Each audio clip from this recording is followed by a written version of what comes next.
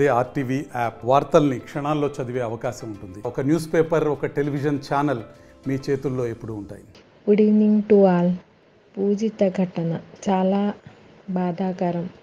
ఎందుకంటే మన ఉద్యోగం అనేది జీవితంలో ఒక భాగమే కానీ మన జీవితం కాదు.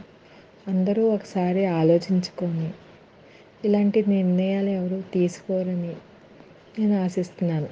ఒకటి, మన ఉద్యోగం చాలా భారంగా ఉంది, కాదన్నట్లేదు. దీనికి అందరూ ఒప్పుకోవడమే. ఎందుకంటే మనం అసలు ఉద్యోగం వెళ్ళిన దగ్గర నుంచి ఎన్ని యాప్లు, ఎన్ని రిపోర్ట్స్, ఎన్ని రిమార్కులు చేస్తున్నామో నిజంగా చెప్పడానికి కూడా పక్కోడికి మనకి టైం సరిపోదు. అసలు ఎవరైనా వెళ్ళింది ఉద్యోగాన్ని అటెండెన్స్ వేసుకుంటాము, ఆ అటెండెన్స్నే మర్చిపోయేలా ఉంటుంది. మార్నింగ్ వెళ్ళిన దగ్గర నుంచి ఆఫీస్కి ఓ పక్క నుంచి రైతులు, ఓ పక్క నుంచి రిపోర్ట్లు, యాక్టివిటీస్లు, ఒకటి కాదు ఎన్ని టార్గెట్లు ఉంటాయో అన్ని టార్గెట్లు మనకందరికీ తెలుసు. మన పై ఆఫీసర్లందరికీ మన పని ఏంటో, మనం ఏం చేస్తున్నామో తెలుసు. కానీ ప్రతి ఒక్కళ్ళు అలాగే మాట్లాడతారు. ఏం చేస్తున్నారు మీరు పొద్దున్నుంచి అనే విషయం చెప్తున్నారు. మన వాళ్ళు ఎంతమందికి ఆర్పీకే రెంట్లు లేవు, రూమ్ రెంట్లు లేవు, టూ ఇయర్స్ నుంచి కూడా రూమ్ లేవు, నెట్ సదుపాయం లేదు. ఎవరికి పర్సనల్గా యూజ్ చేసుకుంటాం. ఒక్కసారి మనం ఒక ఊళ్ళో పొద్దున్నుంచి సాయంత్రం వరకు ఎన్ని రౌండ్స్ వెళ్తామో మన పెట్రోలు ఆ పల్లెటూరులో పొలాల మధ్యన బండి ప్యాచీలు, రిపేర్లు ఎన్ని రకాలుగా పడతాయి కూడా అసలు దాని గురించి కూడా చెప్పవసరం లేదు. గోడౌన్ ఉండదు కానీ ఫెర్టిలైజర్ పెట్టేయాలి. ఫెర్టిలైజర్ పెట్టిన తర్వాత వచ్చింది ఫెర్టిలైజర్ అంటే వెంటనే స్టాక్ అమ్మేయాలి. అమ్మకపోతే ఏం చేస్తున్నావు? సీజన్ అయిపోతుంది. ఎంతమంది రైతులు నీకు ఎన్ని టన్నులు అమ్మావు? ఇదే ప్రశ్నలు. అమ్మాము అమ్మయ్యా అనుకుంటే వెంటనే డబ్బులు కట్టేయాలి. మన బ్యాంక్ వెళ్ళడానికి ఖాళీ లేకపోయినా ఇంకా ఎందుకు కట్టలేదు, ఇమ్మీడియట్గా కట్టాలి. కట్టిన తర్వాత కియోస్క్ సేల్ అయిందా, అవలేదా, డీబీటీ అయిందా, మళ్ళీ డీబీటీ. ఇవన్నీ కాకుండా ఓ పక్కన సిహెచ్సి టార్గెట్ పెట్టేసి పీకల మీద ఇస్తారా చస్తారా అన్నట్టు పెట్టారు. ఫోన్లే అని ఇంటింటికి వెళ్ళి రైతులను బతిమాలి మరీ సిహెచ్సీలు ఇచ్చాం. ఇచ్చిన తర్వాత మళ్ళీ యాప్లో అప్డేట్ చేయాలి. మళ్ళీ ఆ డబ్బులు కట్టకపోతే మళ్ళీ బ్యాంక్ అతను మనకే ఫోన్ చేస్తాడు. మళ్ళీ రైతు ఇంటికి వెళ్ళి ఎక్కడున్నాడా ఎక్కడ ఫోన్ చేస్తే ఏ రైతు లిఫ్ట్ చేయడు. బాబు డబ్బులు కట్టు, ఈఎంఐ కట్టు అని మళ్ళీ అది బతిమాలుకొని అతని దగ్గర డబ్బులు తీసుకుని బ్యాంక్ వెళ్ళి మనమే కట్టుకోవాలి. ఇదండి మన పరిస్థితి. అంటారు ధైర్యంగా ఏముంటారు, మన కర్మ ఇంతేనని ఉండిపోవాల్సి వస్తుంది. అది జరుగుతుందైతే ఇదే కాదు, ప్రతి ఇయర్ లాస్ట్ ఇయర్ కూడా ఈ క్రాప్ గురించి ప్రెజర్ తట్టుకోలేక చనిపోయిన వాళ్ళు ఉన్నారు. విహెచ్ఏ అలా రకరకాల. ఎందుకంటే వాళ్ళందరూ ధైర్యంగా మాట్లాడలేక కాదు, మాట్లాడితే జరిగే అనర్థం చాలా అసహ్యంగా ఉంటుంది. అందుకని కనీసం వాట్సాప్లో రిపోర్ట్ పెడతారు, 5 నిమిషాల్లో పావు గంటలో వస్తుంది. ఏమ్మా స్ప్రెడ్షీట్ ఫిల్ చేయలేదు, చూడలేదంటే ఒక్కొక్కసారి మనం లేదండి చేస్తాం అంటూ ఉంటాం 100 సార్లు. ఏదో ఒకసారి అసహనంగా కనీసం భోజనం చేయడానికి ఇప్పుడే కదా మేడం వాట్సాప్ చూడలేదన్నా అనుకో, వాట్సాప్ చూడలేదంట, వాట్సాప్లు చూస్తూ ఉండాలంటున్నారని ప్రతి మీటింగ్లో హేళనగా మాట్లాడతారు. రిపోర్ట్ పెడితే చూడరు, చేయరని. ఇప్పుడు వర్కే చెయ్యాలా, జర్నీలో ఉంటాం, జర్నీలో 5 నిమిషాలకి బండి పక్కన నిలిపి ఫోన్ వచ్చిందా వాట్సాప్ వచ్చిందా చూసుకోవాల్సిన కర్మ ఏర్పడింది. మేమైతే అలాగే చేసుకుంటున్నాను. ఇంటికి వెళ్ళే లోపల 4 సార్లు బండి ఆపి ఫోన్ తీసి వాట్సాప్లో ఏదైనా ఎమర్జెన్సీ ఉందా అని ఈవినింగ్ వచ్చేటప్పుడు మార్నింగ్ వెళ్ళేటప్పుడు చూసుకుంటూ ఉంటాను. నేనే కాదు, అందరి పరిస్థితి అలాగే ఉంది. దీనికి కారణం మన ఆఫీసర్లు, పైనున్న అధికారులు, పైనున్న ప్రెజరు ఎంత కారణమో అంతకంటే ఎక్కువ మన తోటి ఉద్యోగులే. ఎందుకంటే సగం మంది చేయడం వల్ల మిగతా వాళ్ళకు కూడా వాళ్ళు చేసినప్పుడు చేయలే అంటున్నారు. నిజంగా మనం అడగగలమా? ఫెర్టిలైజర్ నేను అడిగాను మొన్న అలాగే మహమ్మద్. ప్రతి రైతు మాట్లాడుతున్నారు, మన అందరికీ కామనే.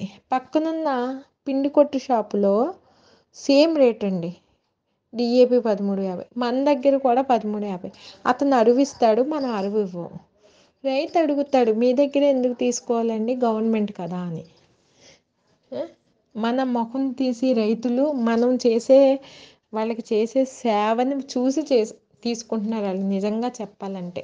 పక్కన అతను అప్పిస్తాడు సేమ్ అదే రేటుకి.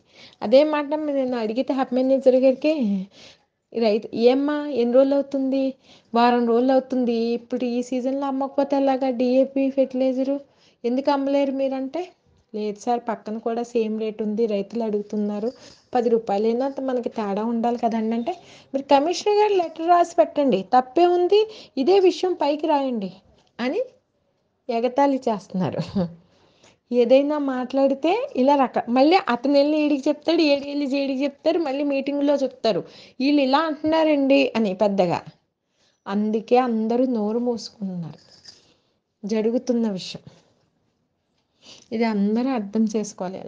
ఎంత పెద్ద స్పీచ్ ఇస్తున్నానని ఏమనుకోకండి, ఏదో టైం వచ్చింది కాబట్టి అందరి మనసులో ఉంది ఇది, కాకపోతే ఇప్పుడు టైం వచ్చింది కాబట్టి చెప్పుకుంటున్నాం. ప్రతిదీ అసలు ప్యాడీ ప్రొక్యూర్మెంట్కి మనకి సంబంధమే కాదంటారు.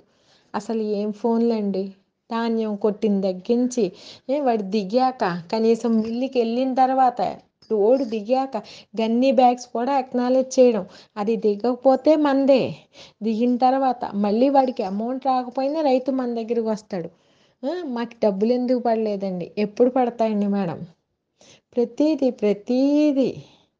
అసలు ఈ డివైస్లు ఏంటంటే చూడండి, ఓ పక్కన ఈ క్రాప్ చేస్తున్నాం, ఇంకా అది తప్పో కరెక్టో మనం చెకింగ్ చేసుకునే అవకాశం కూడా లేదు.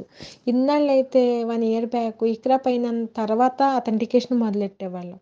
ఇప్పుడు ఈ క్రాప్తో పాటు ఈకేవైసీ చేసేయమంటున్నారు. అంటే పక్క మండలాల్లో పక్క విలేజ్లో చేసేస్తున్నారు, మన జీరో ఉంది. ఫస్ట్ ఈ క్రాపే ఒక గండం, జాగ్రత్తగా చేసుకుని మళ్ళీ చేసుకున్నాక ఎవరైనా దీంట్లో రైతులు మారారా, లేకపోతే ఎవరైనా అమ్మేశారా, లేకపోతే ఏదైనా పరిస్థితులు వేయలేదా చెక్ చేసుకొని వాళ్ళు తీసేసి అప్పుడు ఈకేవైసీ చేయించుకుంటే బాగుంటుంది. లేదు కంగారు ఏదైనా మిస్టేక్ వచ్చినా లేదు, ఆ కంగారు చేసేయడమే, దానివల్ల ఎఫెక్ట్ పడేది మనమే. ఒక పని పరిగెట్టించి చేయడం వల్ల తప్పులు అవుతాయి, ఎన్నిసార్లు చెప్పిందని. ఇది మనం అందరం ఖండించే వరకు ఏమవుదండి. ఏంటంటే ప్రతి ఒక్కళ్ళు మాట్లాడలేరు కదా, ఒక గ్రూపుగా వెళ్ళి ఆఫీసర్స్ దగ్గర మాట్లాడాలి, ఆ మాట్లాడడానికి ఒక యూనియన్ అంటూ ఉండాలి. ఆ యూనియన్ వాళ్ళు కూడా ప్రతి దానికి రెస్పాండ్ అయ్యి అడుగుతూ ఉండాలి, ఈ క్రబ్ బుకింగ్ అవుతుంది లేకపోతే ప్రొక్యూర్మెంట్ అవుతుంది ఏంటి, దీనివల్ల మీకు ఏదైనా ప్రాబ్లమ్స్ ఉన్నాయా అడగండి. అసలు ఎన్ని ఉన్నాయండి మన సెలవులు, హాలిడేస్ లేవు, అంతా 4 నెలల్లో ఎప్పుడో వచ్చే పంట గురించి, పండగలు లేవు, సెలవులు లేవు, ఎమర్జెన్సీ లేవు, హెల్త్ లేదు, ఏమీ లేవు.